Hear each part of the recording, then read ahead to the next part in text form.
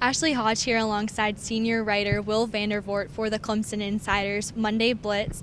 And Clemson is coming off a huge must-win win against NC State this past weekend. But today we talked to Clelin Ferrell about just how important the rest of the season is. You know, Clemson has these goals to win the very first game, win the division, win the state, obviously end up winning out the rest of the season. But now that it's coming down to the wire, it's coming down to those important games, it's the championship mentality, isn't it? So what did Clelin Ferrell talk about? Yeah, you know, him and Christian Wilkins, they kind of got together. He said today, actually, so I guess it was this morning when they were doing film and doing stuff, weightlifting or whatever. And he says they actually talked about how it's that time of the year, it's championship time. Mm-hmm. And what he means by that is he was saying is like, you know, they played NC State last week for the chance to get control of the Atlantic Division. So that was like a championship game. This week they're playing Florida State. If they win it, then they are the Atlantic Division champions. So it is a championship game.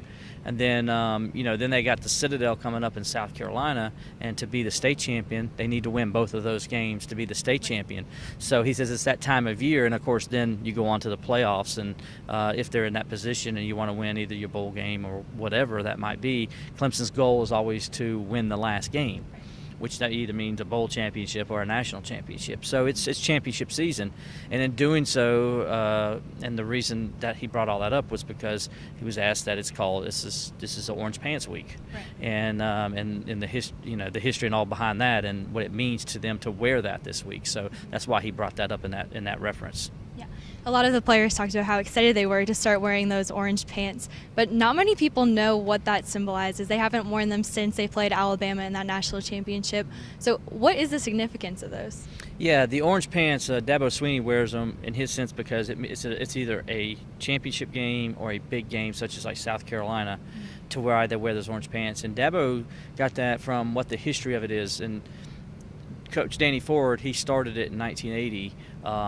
Before they played South Carolina that year, Clemson was struggling at the time. They were 5-5, and he needed something to kind of lift the team spirits up, to motivate them, to get them going. And so he brought out the orange pants for that South Carolina game the first time, and that South Carolina team was a really good football team. Had George Rogers, who won the Heisman Trophy that year, and they were going bowling already, and they were like in the top 15, and everybody said they were going to beat the tar out of this 5-5 Clemson team.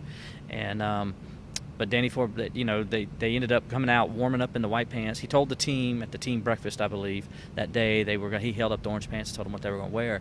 So they ended up warming up in white pants, but they didn't put their pads in or anything. So they just wore the white pants out to warm-ups and stuff. So the fans had no idea what was going on.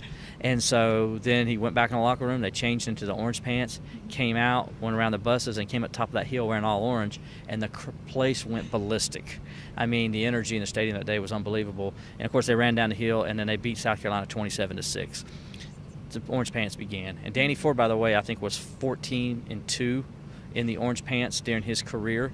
So there was a tradition there. And then it started kind of, going away a little bit, especially during the Tommy Bowden era, where they wore them like every week, and it's like it wasn't, the significance of it was, well, Coach Swinney kind of, as he is a history guy, kind of wanted to know what the significance was, or so he asked someone like me. I remember me and Coach Swinney talking about the tradition of the orange pants, and he asked Jeff Davis and some other guys, Sam Blackman, different guys that know that history, and they started talking about it, and Dabo found out what it meant. So Dabo went back to the traditional way which Coach Ford used them for, which is a championship game or against South Carolina. And so that's what he's done, and he's brought back that tradition. Last time they wore them was against Alabama in the national championship game. They obviously wore the all-orange against Ohio State, remember? And then they wore the orange pants. They wore all orange against South Carolina, and they wore the orange pants in the AC championship game. So he's brought back to what the tradition's all about, and so it's a special uniform. Now, Kelly Bryant admitted he didn't know the history, so I'm gonna have to tell Coach Swinney that he needs to let the team know what the history is, because Coach Swinney knows what it is, and so there's a reason why they wear them. Well, if the team doesn't know what the history is, then the secret to success goes beyond those orange pants. Obviously, starting with quarterback Kelly Bryant, and he had a very successful game against NC State. Actually ended up running more than the running backs on his own team, so very impressive by him. What did you see out of that game, and what can he carry on from that game into next game? Well, what was good about it, his performance, was the fact that he started off the game very slow, had a bad start, was throwing high. He missed his first 5 passes. He was 2 for 8 for 17 yards. And the 2 completions in the first quarter was a great. Hunter Renfrow climbed the ladder to make 1 catch, and then Deion Kane made an outstanding catch on the sideline. So he just wasn't playing really well throwing the football. But what he did do well, and what they started going to help build his confidence back up, was he ran the football well.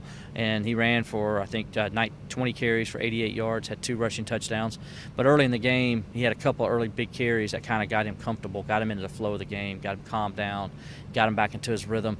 And then the rest of the game, he went 18 of 30 for 171 yards and threw, of course, the touchdown pass to Deion Kane. So he settled down after that, kind of got back into rhythm. And what I think, the big thing about that was Kelly didn't play his best game. The defense didn't play its best game, and yet Clemson found a way to win the game. That's a good sign that I took out of all this. This team grew up at NC State. They were on the road. They didn't play well as a team. Their main 2 things they need to have play well every game did not play well, and yet they still found a way to win the football game. Kelly Bryant had a lot to do with that because he overcame the adversity. He didn't get down. And, I know the fans were upset with the way he played and all that, but one thing you ought to be excited about was the fact his demeanor didn't change. He didn't get down into press, and I've seen quarterbacks in the past before Deshaun Watson that got down in those situations and didn't play well. They couldn't get it back. They were down the rest of the game, and the team followed their lead. Well, this team followed Kelly Bryant's lead in the fact that he didn't get down. They noticed that. They saw Kelly Bryant upbeat, staying with it, not getting pressed. And so they stayed with it. And, of course, they found a way to win the game at the end. That's the biggest thing they take into these next few weeks, because it's going to get harder and harder for Kelly Bryant. And I don't know if he can make those throws. But if they can keep believing they can make other plays and he can use his legs to make plays, then they got a chance to make a run because of Kelly Bryant and his ability. Well, hopefully this week, Clemson's quarterback situation and the defense are able to figure out just how to overcome all of that adversity from NC State. But keep up with the Clemson Insider the rest of the week as we head into the game against Florida State.